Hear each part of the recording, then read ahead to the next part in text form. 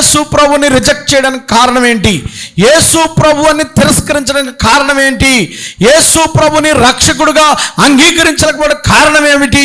ఇంకా బాప్తిసం పొందలేకపోవడం కారణం ఏంటనంటే వాళ్ళ కన్నులు మూయబడ్డాయి. వారి కన్నులు మూయబడి కన్నులు తెరవబడాలి. ఏంటి సంఘటన? సాయంత్రం 5 ఆ టయానికి ఇద్దరు మనుషులు యెరూషలేములో ఇవన్నీ జరగటం చూసి ఆమడ దూరం అంటే 10 కిలోమీటర్లు లేదా 11 కిలోమీటర్లు, ఆమడ దూరం అంటే 11 కిలోమీటర్లు అంటే 7 మైళ్ళు దూరం, 8కి 7కి మధ్యలో ఉంటుంది. ఏ ఊరు అది? ఎమాయిస్ మార్గం అంటారు. ఎమ్మాయి అనే మార్గమున క్లైప అనేటువంటి ఒక ఆయన, ఇంకొక ఆయన పేరు రాయలేదు, ఎవరో తెలియదు నాకు. కాబట్టి వారు కూడా ఇద్దరు కూడా మాట్లాడుకుంటూ వెళుతున్నారు. ఏంటి అన్నీ ఎలా జరుగుతున్నాయి ఏంటి అనేసి కదా. ప్రియులారా, ఇద్దరు మనుషులు వెళ్తున్నారండి క్లైప వాళ్ళను. మొదటేమో సమాధానం స్త్రీలు చూశారు, మొదట వాళ్ళ పార్ట్ అయిపోయింది, అయినా ఏం కలగలేదు. ఇప్పుడు కన్నులు తెరవబడుతున్నాయి. ఇద్దరు మనుషులు ఇలా అంటున్నారు. ఏమనుకుంటున్నారంటే వాళ్ళు సంభాషించుకుంటున్నారంట. 14వ వచనం, జరిగిన ఈ సంగతులన్నీ గురించి ఒకరితో ఒకరు సంభాషించుకున్నగా ఒక ఆయన వచ్చారు, యేసుప్రభు వారు. ఇద్దరు మాట్లాడిన, ఏంట్రా బాబు, మనోళ్ళేమో మనం యేసుప్రభు రక్షకుడని నమ్ముకున్నాం, ఆయనేమో గొప్ప దేవుడని విశ్వసించాం, అద్భుత కార్యాలు చేశాడు, లాజరును లేపాడు, నాయిని కుమారుణ్ణి బ్రతికిచ్చాడు, ఇన్ని అద్భుతాలు చేశాడు కదా ఆయన. మరి అలాంటి ఆయన సిలువలో ఘోరంగా చనిపోయాడు, మన ఆడోళ్ళు వెళ్ళారు ఇలాగ అనుకుంటున్నారు, కానీ ఇలా మాట్లాడుకుంటున్నారు. అమ్మ 15 వచనం చదివితే నాకు చాలా బాగుంటుంది అది. వారు సంభాషించుచు ఆలోచించుకొని చుండగా, ఏమండి, యేసు తానే దగ్గరికి వచ్చి వారితో కూడా నడిచెను. అయితే వారు ఆయన గుర్తుపట్టలేదు, వారు కన్నులు మూయబడ్డాయి. ఆయన మీరు నడుచుచు ఒకరితో ఒకరు చెప్పుకుచున్న ఈ సంగతులు ఏమిటని అడుగుగా వారు దుఃఖముఖులై నిలిచిరి. వారిలో క్లైప అనేవాడు యెరూషలేములో బస చేయుచుండేవాడట. ఈ దినములు ఇక్కడ జరిగిన సంగతులను ఒక్కడవి అరగవా? అమ్మా చూడండి ఏం మాట్లాడుకున్నారు. యేసుప్రభు అని గుర్తుపట్టలేదు వీళ్ళు. ఆయన మామూలుగా ఆయన కూడా ఇలా మరి కట్టేసుకున్నాడుగా, స్కార్ఫ్ కింద ఉంటుంది వాళ్ళకి, కట్టుకుని వచ్చేస్తున్నాడు. వీళ్ళు మాట్లాడుకుంటూ వెళ్తున్నారు. ఏంటి మీరు ఏం మాట్లాడుకుంటున్నారు, అసలు నాకు ఏం మాట్లాడుతున్నారు, మీరు ఏం మాట్లాడుకుంటున్నారు అని అడిగాడు యేసుప్రభు. అక్కడికి వచ్చి వాళ్ళతో పాటు నడిచాడు. 8 కిలోమీటర్లు నడిచాడు యేసుప్రభు వారు. ఇంచుమించు 2 గంటలు నడిచారు అనమాట. రావులపాలెం నడిచి వెళ్ళిపోయారు. కాబట్టి 2 గంటలు నడుచుకుంటా కావాలని, ఇంతకే పనేం లేదు, కావాలని నడిచాడు యేసుప్రభు వారు.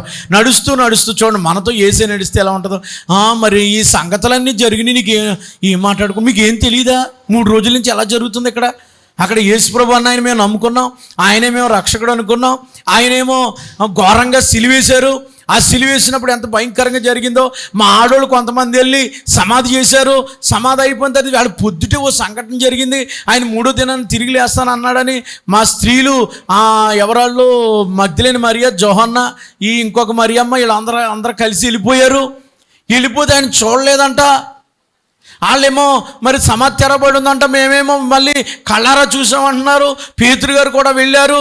ఈ సంగతులంతా పెద్ద కలవరంగా ఉంది. యెరూషలేమంతా పెద్ద టామ్ అయిపోయి అడావుడిగా ఉంటుంటే 3 రోజుల నుంచి, వారం రోజుల నుంచి ఏం జరుగుతుంది అక్కడంతా, యెరూషలేమంతా గందరగోళంగా ఉంటుంది. ఈ సంగతులన్నీ నీకు ఒక్కడికే తెలియలేదా అంటున్నారు. ఎవరినే? మీరు చదివితే భలే ఉంటుందండి. నేను వీళ్ళు మెచ్చుకుంటాను వీళ్ళిద్దరిని. ఎందుకంటే ఉన్న మాట ఏదో స్ట్రైట్గా మాట్లాడి నటించలేదు వీళ్ళు. ఉన్న మాట ఏదో యేసుప్రభుతో చెప్పేసుకున్నారు వీళ్ళు. యేసుప్రభుని తెలియకపోయినా ఆయన అన్నీ అంటున్నారు వీళ్ళు. యెరూషలేములో నీకు ఒక్కడికే ఎరగవా? 18వ వచనం, ఈ సంగతులు నీకు ఒక్కడికే ఎరగవా?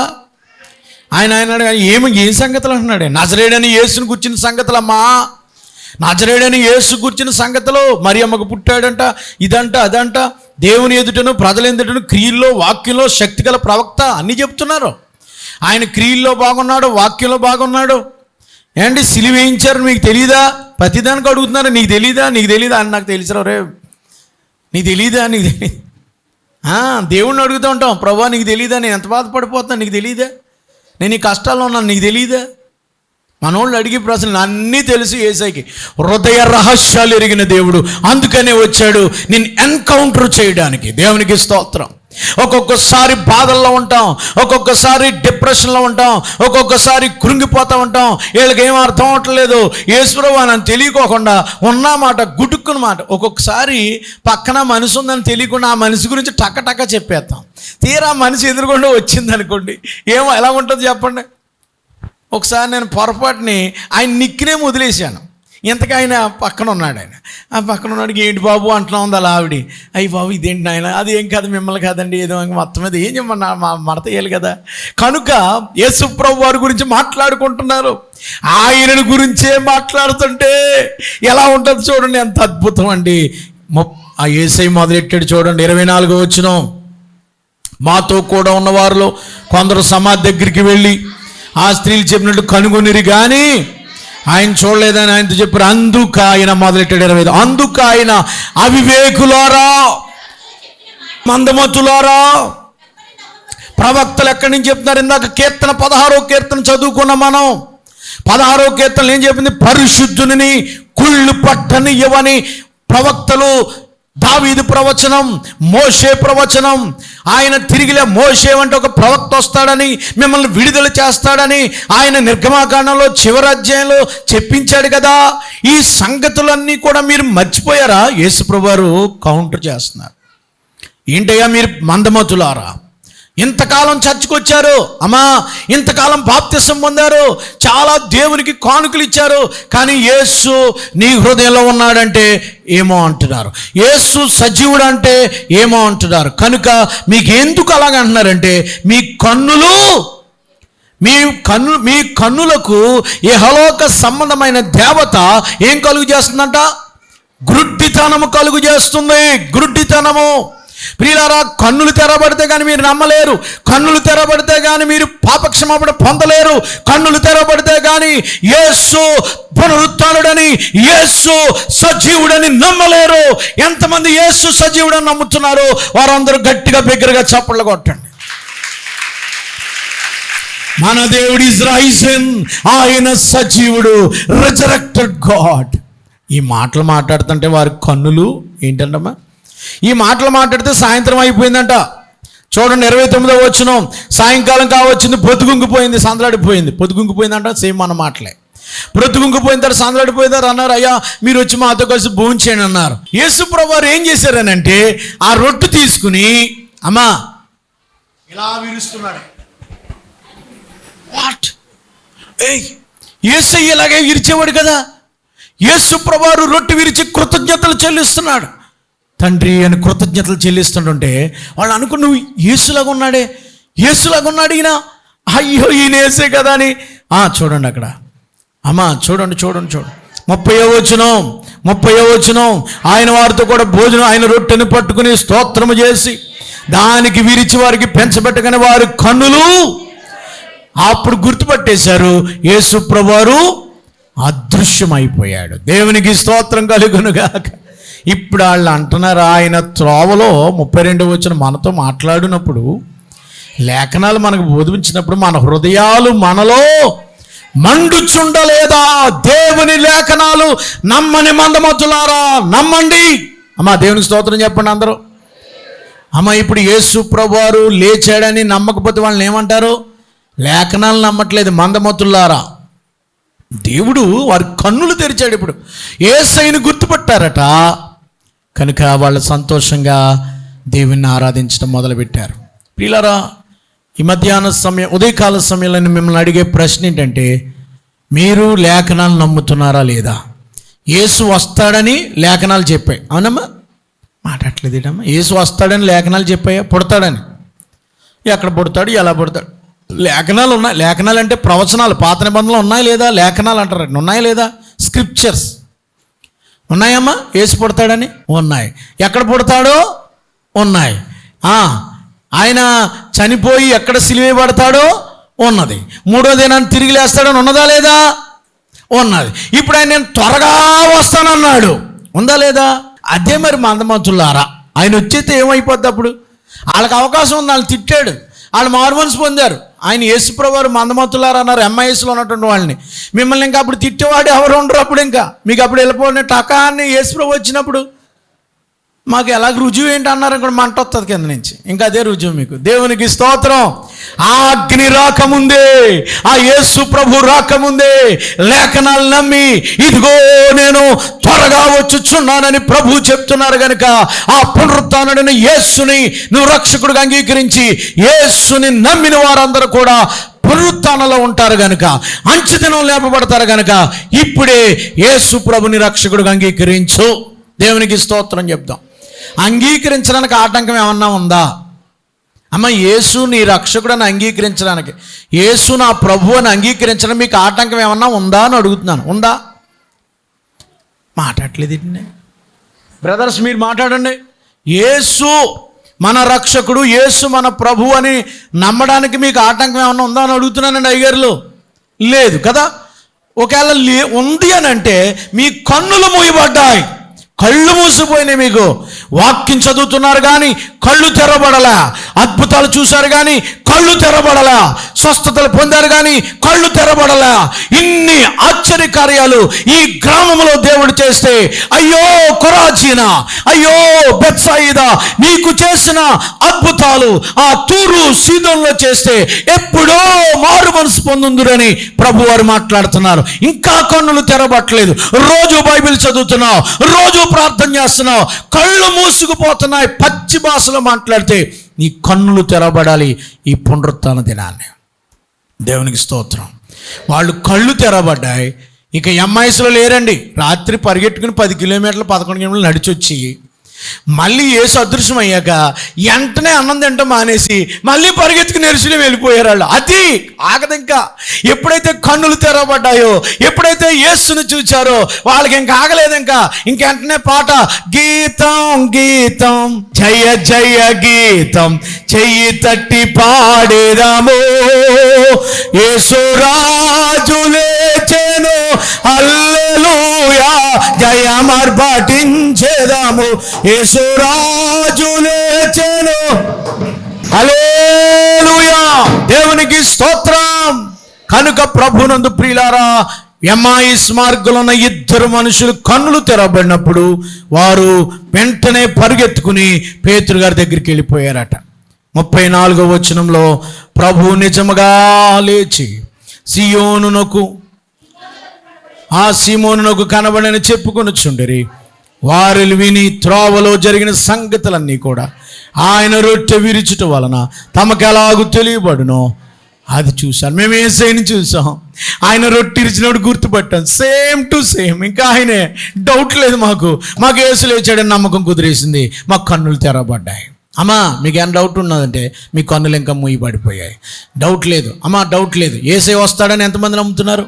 డౌట్ ఉందా? డౌట్ లేదా? యేసు ప్రభు రావట్లేదని మీరు ఇంకా మీరు అంట్లు తోముకుంటా, ఇంకా మీరు కోతలు కోసుకుంటా, ఇంకా మీరు ఇల్లు కట్టుకుంటా, ఇంకా మీరు సంపాదించుకుంటా ప్రభుని రక్షకుడిగా పరిశుద్ధుడిగా అంగీకరించకపోతే ఆయన చెప్పకుండా వచ్చేస్తాడట. ఆయన రాకడ ఎలాగుంటుందండి? దొంగవలే ఉంటుంది. ఏ రోజున ఏ గడి వస్తో తెలియదు. కాబట్టి కన్నులు తెరిచిన వారై మొదట ఏం తెరబడిందని చెప్పాను, చివరి చెప్పి ముగిస్తాను. మొదట ఏం తెరబడింది? సమాధి తెరబడింది. రెండోది ఏం తెరబడింది? కన్నులు తెరబడ్డాయి. మొదటి కన్నులు. మూడవది, కన్నులు తెరవబడినా కూడా ఈ శిష్యులు ఇంకా నమ్మట్లేదండి. మన వాళ్ళు అసలు పెద్దోళ్ళు వెళ్ళే కదా, మన పేతురన్న, బిషప్ గారు, ఇంకా వీళ్ళు అందరూ విశ్వాసులు బాగానే నమ్మేస్తారు. స్త్రీలు ముందే నమ్మేశారు. స్త్రీలు మీరు అందరూ నమ్మేశారు, బాగానే బాప్తిసాలు పొందేశారు. ఈ బిషప్ గారు ఉన్నాడే, ఈయన ఇంకా నమ్మట్లేదు. కనుక ప్రభునందు ప్రియులారా, వెంటనే ఇప్పుడు ఏం తెరబడాలి? మరి ఆయన నమ్మాలంటే ఏం తెరబడాలి? అది కూడా చెప్పి నేను ముగిచ్చేస్తాను. చూడండి 36వ వచనం. వారు ఇలాగ మాట్లాడుచుండగా ఆయన వారి మధ్య నిలిచి, మీకు సమాధానం అవుగునుగా కానీ వారితో అని షాలోమ్ అన్నాడు. ప్రియులారా, షాలోమ్ అంటే మీకు మీ కుటుంబాలు ఫలించునుగాక. షాలోమ్ అంటే సమాధానం అని, అంటే నెమ్మది కలుగునుగాకని. షాలోమ్ అంటే సంతోషం. దేవునికి స్తోత్రం. 37వ వచనం. అయితే వారు దిగులు పడి భయాక్రాంతులై భూతము. అమ్మ, షాలోమ్ అన్న మాట కన్నా అర్థం చేసుకోవాలి కదా. కనీసం వాళ్ళు రొట్టె విరచడం గుర్తుపెట్టారు. వాళ్ళేమో యేసు ప్రభువుని పట్టుకుని చూశారు, మగ్ధలేని మరి వాళ్ళను. ఈయన కనపడి సాయంత్రం అండి, అదే రోజు సాయంత్రమే కదమ్మా, ఆ రోజు సాయంకాలమే. ప్రభునందు ప్రియులారా, వారు ఇలాగా మాట్లాడుచుండగంటే ఆ రోజునే కదా, ఇంకో రోజా? ఆదివారం సాయంకాలమే వారు గదిలో ఉన్నప్పుడు సమాధానం వారి మధ్యనకు వచ్చి సమాధానం అన్నాడు. వాళ్ళు భూతం అనుకున్నారంట. యేసుప్రభుని ఏమనుకున్నారండి? భూతం అనుకుని, బాబు ఈయన భూతం, భయపడకండి బాబు. అప్పుడు ఆయన, మీరు ఎందుకు కలవరపడుతున్నారు? మీ హృదయాలు ఎందుకు సందేహపడుతున్నాయి? నేను చెప్పాను కదా, మీరు నమ్మరా? నా లాజను బ్రతికించడం చూసారా లేదేళ్ళో? నాయన వేదవరాలు కుమారుని బ్రతికించడం చూసారా లేదేళ్ళో? యాయీరు కుమార్తెను బ్రతికించడం చూసారా లేదేళ్ళో? ఏమా చూశారు కదా. ఆయన చెప్పాడు కదా. ఏం చెప్పాడు ఆయన? పునరుత్థానమును, I am the resurrection, I am the resurrection. పునరుత్థానం, ఐ యామ్ ద లైఫ్. పునరుత్థానమును జీవమును నేనే అని చెప్పిన మాటలు మర్చిపోయారు వీళ్ళు. ఎందుకు సందేహపడుతున్నారు మీరు? నేను ఆయన అనుటకు నా చేతులు నా పాదాలు చూడండి, వట్టి చూడండి, నాకున్నట్టుగా మీరు చూచుచున్న ఎముకలు మాంసమునకు భూతము కొండవని చెప్పి తమ చేతులు పాదాలు మహిమ శరీరాన్ని చూపించాడు. యేసయ్య ఏ శరీరంతో ఉన్నాడో నేనైతే చెప్పలేను. ఎందుకనంటే మనం చనిపోయిన తర్వాత లేచేటప్పుడు ఏ శరీరం ఉంటుందో మనకు తెలియదు. కానీ మహిమ శరీరం అని మాత్రం బైబిల్లో రాయబడి ఉంది. ఆ మహిమ శరీరాన్ని దాల్చుకున్నప్పుడు మనం గుర్తుపడతాం, ఖచ్చితంగా గుర్తుపడతాం. ఎందుకనంటే గుర్తుపట్టుకుంటారు. అక్కడ లాజరు వాళ్ళకు గుర్తుపట్టాం కదా, అబ్రహాం అని గుర్తుపడతాం. పరలోకంలో మన బంధువులందరినీ గుర్తుపడతాం. కానీ చనిపోయిన వాళ్ళకి కూడా ఏ శరీరం వస్తుందో, నరకంలోకి వెళ్ళే వాళ్ళకి ఏ శరీరం వస్తుందో కూడా నాకు తెలియదు. ఎందుకంటే వాళ్ళు లభోదీపమని ఏడుస్తారు. శరీరం లేకపోతే ఎలా ఏడుస్తారు? ఏదో ఒక బాధకరమైనటువంటి శరీరం అనేది వాళ్ళకి వస్తుంది. వాళ్ళు ఖచ్చితంగా కాల్చబడతారు. బాధ నొప్పి తెలిసే శరీరమే ఉంటుంది నరకంలో. కాబట్టి ఏదో ఒక శరీరం దాల్చారు. మీరు మహిమ శరీరమా లేకపోతే కాల్చబడే శరీరమా ఏంటనేది మనం ఇక్కడే గుర్తుపెట్టుకోవాలి. కాబట్టి యేసు ప్రభువు చెప్పారు, భూతానికి ఉండవు, ఇదిగో నా చేతులు పట్టి చూడండి, నా యొక్క ఏళ్ళు పెట్టండి, నా యొక్క అన్ని చూడండి అని చెప్పి యేసు ప్రభువు అంటున్నారు. అక్కడ ప్రభునందు ప్రియులారా చూడండి, అక్కడ 41 వచ్చిన ఆయన ఇంకనూ నమ్మక వారిని సంతోషము చేత ఇంకా నమ్మక ఆశ్చర్యపడుచుండగా ఆయన, ఇక్కడ మీ వద్ద ఏమైనా ఆహారం ఉన్నదా? ఒక్కొక్కసారి మనకి జరగంది సడన్గా. మొన్నే ఓ సంఘటన చదివాను పేపర్లో. 30 ఏళ్ల క్రితం కనపడిపోయి చచ్చిపోవడానికి ఉన్న భర్త ప్రత్యక్షం వచ్చాడంట ఇంటికి. ఎలా ఉంటుంది ఆవిడికి? చచ్చిపోవడానికి అన్ని కార్యక్రమాలు అయిపోయినాయి. అందుచేత వచ్చినప్పుడు సంతోషమో ఆనందమో పట్టలేక, ఏంటి కళ నిజమా అన్నట్టుకు వెళ్ళి సంతోషంతో ఇంకా వాళ్ళు సందేహపడుతున్నారండి. మనం ఒక్కొక్కసారి కళ నిజమా? పేతురు గారిని చెరసాల నుంచి బయటకు తీసుకొచ్చేసారు. ఆయన నమ్మగలిగాడా? కళ నిజమని కళ్ళు నలుపుకుంటే నిజమే, అది కళ అనుకుంటున్నాడు ఆయన. కొన్నిసార్లు ఆశ్చర్యకరమైన సంఘటనలు జరుగుతూ ఉంటాయి. అవి కళ నిజమా అనేది మనకు డౌట్ వస్తూ ఉంటుంది. కనుక ఇది నేను ఇక్కడ ఉన్నానంటే అది కళ నిజమా అని అనిపిస్తుంటుంది ఒక్కొక్కసారి మనకి. కనుక దేవుడు వారికి ప్రత్యక్షమైనప్పుడు వారు సంతోషము చేత ఉంది. అక్కడ సంతోషము చేత వాళ్ళు ఇంకా సందేహపడుతుంటే ఆయన ఏమన్నాడమ్మా? ఆహారం తీసుకురమ్మన్నాడు. అక్కడ కాల్చిన చేప ఆయనకి ఇచ్చారు. ఆయన దాన్ని తీసుకుని వారి ఎదుట భుజించాను. ఆయన మోషే ధర్మశాస్త్రమును ప్రవక్తల గ్రంథములోను కీర్తనలోను నన్ను గూర్చి రాయబడినవని నెరవేరినవనియు, మీ వద్ద ఉండినప్పుడు నేను మీతో చెప్పిన మాటలు నెరవేరినవని వారితో చెప్పినప్పుడు వారు లేఖనాలు గ్రహించినట్లు. Note this point. 45 ఏం తెరబడింది? 45 వచనంలో ఏం తెరబడిందమ్మా? లేఖనములు గ్రహించినట్లు ఆయన వారి మనస్సు తెరిచెను. దేవునికి స్తోత్రం. ఇది మూడవది. మొదటిది ఏం తెరబడాలి? సమాధి తెరబడింది, అయినా విశ్వాసం కలగలేదు. వచ్చి చెప్పారు వీళ్ళకే.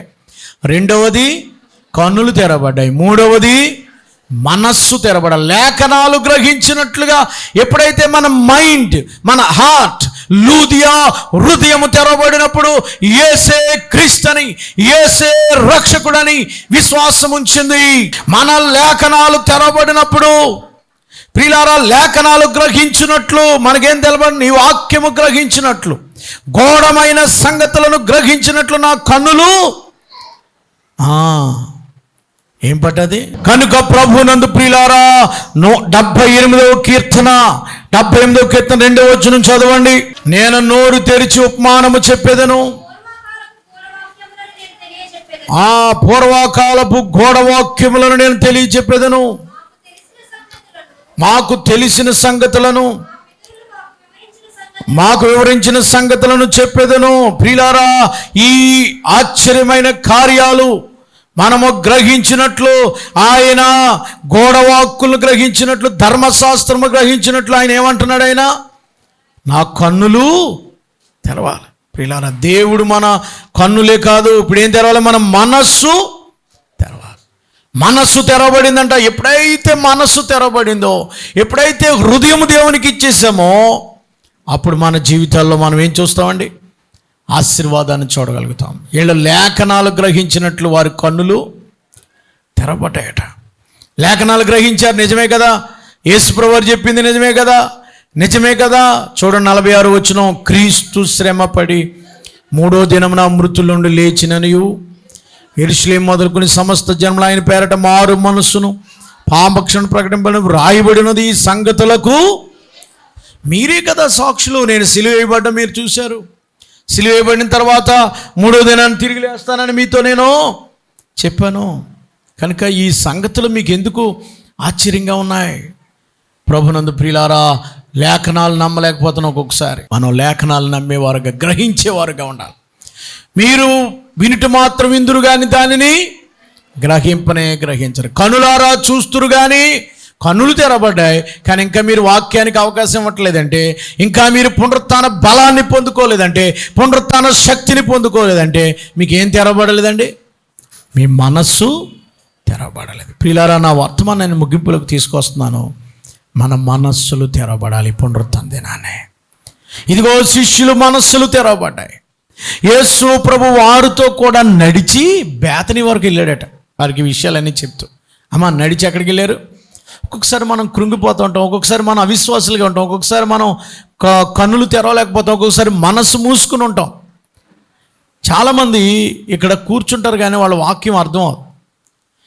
కొన్ని వాక్యాలు వినండి. కొంతమంది చెప్తే వాక్యాలు చాలా ఇంట్రెస్టింగ్గా ఉంటాయి, కొంతమంది చెప్తే యావరేజ్ అంటారు, కొంతమంది చెప్తే ఏమంటారు తెలుసా మీరు? బోర్గా ఉందంటారు, కొంతమంది చెప్తే ఎలాగంటారు. కారణం ఏంటంటారు? కారణం చెప్పేవాళ్ళది కాదు, వినే నీ మనస్సును బట్టి ఉంటుంది, గ్రహించే మనస్సును బట్టి ఉంటుంది. చెప్పేవాళ్ళు ఎలాగైనా చెప్తారు. నీవు ఎప్పుడైతే అందుకనే ఒక దైవజనుడు, నేను అందరి ప్రసంగాలు వేరు, ఈయన వచ్చినప్పుడు మాత్రం నా మనస్సుతో వింటాను అన్నాడట. నా చెవులతో కాకుండా మనస్సుతో వింటాను అన్నాడు. ఎప్పుడైతే మీరు మనస్సు పెట్టి వింటారో, ఎప్పుడైతే మీరు మనస్సు పెట్టి ఆ వాక్యాన్ని మీరు అంగీకరించగలుగుతారో, అప్పుడు దేవుడు క్రియ జరిగించడం మొదలు పెడతాడు. మీ హృదయాలు తెరవబడతాయి. మీరు మనసు పెట్టారా? వాక్యం చదివేటప్పుడు గుణగుణ చదవటం వేరు. ఆఫీస్కి టైం అయిపోతుంది, కూలి పనికి టైం అయిపోతుంది, స్కూల్కి టైం అయిపోతుంది, చదవటం వేరు. వాక్యాన్ని చదివి గ్రహించి రిసీవ్ చేసుకోవటం వేరు. కాబట్టి మీరు ఏ కోవలో ఉన్నారో శిష్యులు గ్రహించలేకపోయిన కారణం వారు మనస్సు మూయబడింది. ఓ, ఈ దినాన్ని, పునరుత్థాన దినాన్ని దేవుడు మీ హృదయాల్ని తెరుచునుగాక. Open your hearts, open your mind. దేవుడు మీ హృదయాలను తెరవాలి. అప్పుడే రిజరక్షన్ యొక్క బలాన్ని మీరు పొందుకుంటారు. అప్పుడే పునరుత్థానం యొక్క ఉద్దేశాన్ని మీరు తెలుసుకోగలుగుతారు. దేవునికి స్తోత్రం చెల్లిస్తాను. ప్రియులారా, దేవునికి స్తోత్రం చెప్తామండి. ఒక మాట మీతో చెప్పాలా? పునరుత్థానం అంటే ఒక విషయాన్ని మీకు గుర్తు చేస్తున్నాను. అదేంటి తెలుసా? బాగా అర్థం అవడానికి. మీకు గొంగళ్ళు పురుగు ఎంతమందికి తెలుసు? గొంగళ్ళు పురుగుకి మొదటి దశ ఏంటి? గుడ్డు దశ. రెండవ దశ లార్వా. లార్వా, దాన్ని ఏమంటారు? గొంగళ్ళు పురుగు దశ మన భాషలో. రెండవ దశ, మూడో దశ ప్యూబా. అంటే ఏంటి? శుష్కించుకునే దశ. అంతేనా? తన్ను తాను అగ్గిపెట్లో ఎక్కడన్నా మీరు గొంగళ పురుగు అని పెడితే ఎన్ని రోజులు ఉంటుందమ్మా? 21 రోజుల తర్వాత అది తన్ను తాను శుష్కించుకుని రూపాంతర దశ. దాని తెలుగు బాగా ట్రాన్స్ఫర్మేషన్, రూపాంతరం చెందుతుంది. చివరి దశ ఏంటి? సీతాకాకు చిలకలాగా మారిపోతుంది. గొంగళ పురుగేనది? గొంగళ పురుగేనా? ఎన్ని దశల్లోకి వచ్చింది? గొంగళ పురుగు సీతాకాకు చిలుకలా మారిన గొంగళ పురుగుని ఎవరన్నా ఈ స్కిన్ మీద ఎక్కించుకుని పోకమ్మా అంటారా? ఎంత మంచి గొంగళ పురుగు అంటారా? అదే సీతాకాకులకి మారితే బటర్ఫ్లై అంటూ అందంగా ఎన్ని కలర్స్ ఉంటుందో బటర్ఫ్లై కదా. బటర్ఫ్లై అంటే ఇష్టపడిన వాళ్ళు ఎవరైనా ఉంటారమ్మా? బటర్ఫ్లై అంటే సీతాకోక చిలుక. ఎవరు ఇష్టపడతారు? ఇష్టపడకుండా ఉంటారా? కలర్గా దాని రెక్కలు కలర్గా ఉంటాయి. దాని ఆ రూపం చూస్తే అబ్బా, బటర్ఫ్లైలు ఆ పువ్వుల మీద ఆలుతుంటే ఎంత హ్యాపీగా ఉంటాయండి దాని రెక్కలు. మనం కూడా ఈ మానవ దశలో నుండి బటర్ఫ్లై ఎలాగైతే ఎగిరిలాగా సీతాకోక చిలుకలాగా మారిపోయిందో, మనం కూడా చనిపోయిన తర్వాత మనము రూపాంతరం చెంది మహిమ శరీరం దాల్చి బటర్ఫ్లై లాగా ప్రభు దగ్గరికి ఎగిరిపోతాం. మనం ఎలా మారుతామనుంది? ఒకవేళ బ్రతుకుంటే చనిపోయిన వారు ఇప్పుడు ఎవరి దగ్గరికి అయితే మీరు పొద్దుట వెళ్ళొచ్చారో వాళ్ళందరూ కూడా తిరిగి లేస్తారు. వాళ్ళు లేచిన తర్వాత బ్రతుకుంటే మనకు ఎలాంటి శరీరం వస్తుంది? రూపాంతరం చెందుతాం. పునరుత్థాన దినాన్ని మీ హృదయాలు తెరవబడినవా? యేసు పునరుత్థానుడని నమ్మితే మీరు పాపులుగా మీరు ట్రాన్స్ఫర్మేషన్ అయ్యారా? రూపాంతరం చెందారా? ట్రాన్స్ఫర్మేషన్ అంటే రూపాంతరం చెందటం. ఎప్పుడైతే యేసుని రక్షకుడిగా అంగీకరిస్తామో మనం పరిశుద్ధులుగా జీవిస్తాం, తొట్టిల్లిపోము. ఆయన వారితో చెప్పాడు, ఆయన ఇదిగో వారు కన్నులు తెరవబడ్డాయి. మూడోదిగా ఏం తెరబడిందమ్మా? వారి మనస్సు తెరబడిన అన్నాడు ఆయన. మీరు యెరూషలేములో ఉండండి, పరిశుద్ధాత్మ మీ కొరకు పంపిస్తాను, పరిశుద్ధాత్మ దేవుడు అని చెప్పి బేతనీ వరకు నడిచెళ్ళి వారిని 50వ వచనంలో వారిని చేతులెత్తి వారిని ఏం చేశాడట? ఆయన ఆశీర్వదించాడట. ఎప్పుడైతే ఆశీర్వదించాడో వారిలో నుండి ఆయన ప్రత్యేకించబడి పరలోకానికి ఆరోహణమైనప్పుడు ఇప్పుడేం తెరవబడ్డాయంటే పెదాలు తెరవబడ్డాయి. ఏం తెరవబడ్డాయి? పెదాలు తెరవబడ్డాయి. అందరూనండి, పెదాలు తెరిస్తే ఏం జరుగుతుంది? అమ్మా, నోరు తెరిస్తే ఏం రావాలి మీకు? అదే జరిగింది ఇక్కడ. పెదాలు తెరిస్తే ఏం జరిగింది? వారు నమస్కారం చేసి మహానందముతో యెరూషలేమునకు తిరిగి వెళ్ళి ఎడతెగక దేవాలయము నుండి దేవునికి ఏం చేయాలి? నోరు తెరిచి స్తోత్రం, స్తుతి ఆరాధన అయ్యిందా? ప్రసంగం అయిపోయింది. కాబట్టి ప్రియులారా, ఏం తెరవాలి మనం ఇప్పుడు? నోరు తెరవాలి.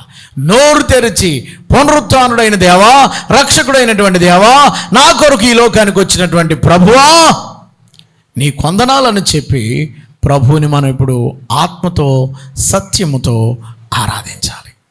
అందుకని ప్రభునందు ప్రియారా, దేవుని వాక్యం ఏం చెప్తుంది అని అంటే, మనం అందరం మనకి ఏం తెరబడాలండి? మొదట ఏం తెరబడింది?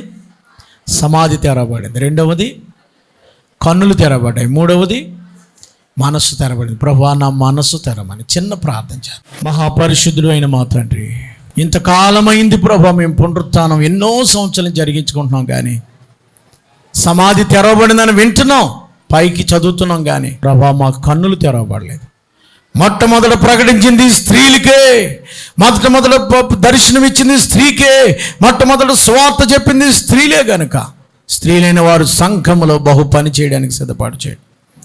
రెండవదిగా నాయన, స్త్రీలను మీరు బలపరచమని అడుగుతున్నాను ప్రభువా, నీకు వందనాలు. మా కన్నులు తెరవండి ప్రభు. ఎమాయిస్ మార్గంలో వారి కన్నులు తెరిచినప్పుడు నిన్ను గుర్తుపెట్టారు, నిన్ను గురించి చెప్పకుండా ఉండలేక యెరూషలేము పరిగెత్తుకెళ్ళారు. మా జీవితాల్లో కూడా మా కన్నులు తెరవండి. నీ ఆశ్చర్యకరమైన సంగతులు గ్రహించినట్లు మా మనోనేత్రాలు తెరవండి ప్రభా. మూడవదిగా మా మనస్సు తెరవండి నాయన. లేఖనాలు గ్రహించినట్లుగా, వాక్యానుసారమైన గడియలు వచ్చినని మేము గ్రహించినట్లుగా మా మనస్సు తెరిచి పునరుత్థాన బలం, పునరుత్థాన శక్తిని పొందుకొని నేను ఆరాధించే భాగ్యం దాయిచ్చేయమని, విత్తబడిన వాక్యం అందరి హృదయాలు ఫలింపచేయమని యేసు ప్రభువారి పేరట వేడుకొనుచున్నాము తండ్రి, ఆమేన్. మన తండ్రి అయిన దేవుని ప్రేమ, రక్షకుడైన యేసు క్రీస్తు వారి కృప, పరిశుద్ధాత్మ యొక్క సహాయము, పునరుత్థాన బలము మీ అందరికీ తోడై ఉండి ఆశీర్వదించును గాక. ఆమేన్.